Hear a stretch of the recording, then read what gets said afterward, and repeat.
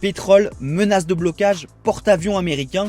Pourquoi le détroit d'Ormuz est-il si stratégique? Ce passage maritime, situé entre le Sultanat d'Oman et l'Iran, n'est large que d'une cinquantaine de kilomètres, mais ces 50 kilomètres sont essentiels pour le trafic mondial de pétrole et de gaz. Les principaux pays producteurs, l'Iran, l'Irak, le Koweït, l'Arabie Saoudite, le Qatar et les Émirats Arabes Unis sont obligés d'y passer pour vendre leur stock d'énergie. En 2024, 20 millions de barils par jour passés par le détroit.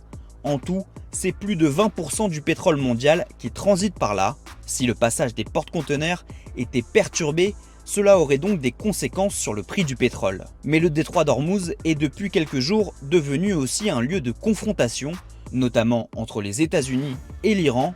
Les Américains disposent de bases militaires dans tous les pays de la région, juste en face de l'Iran. Les États-Unis disposent en fait depuis longtemps de nombreuses bases dans la région où ils peuvent à la fois stationner des avions de combat, des avions de transport, du renseignement. Ces bases, elles sont réparties aux Émirats Arabes Unis, au Qatar, en Arabie Saoudite et donc avec des moyens qui sont immédiatement disponibles face à l'Iran. Plus récemment, ils ont envoyé sur place un porte-avions et des navires de guerre, ce que Donald Trump a appelé Large Armada. Face à ce déploiement, l'Iran a menacé de bloquer le détroit en cas d'attaque américaine.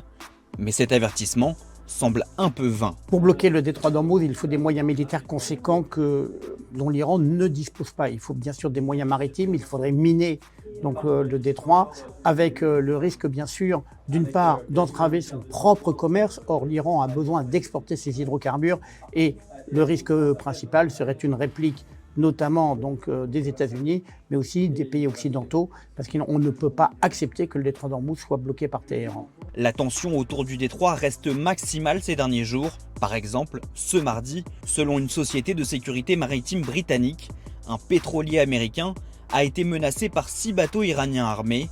Ils auraient tenté de l'arraisonner sans succès. Le pétrolier est désormais escorté par un navire de guerre américain. Les États-Unis annoncent de leur côté avoir abattu ce mardi un drone iranien.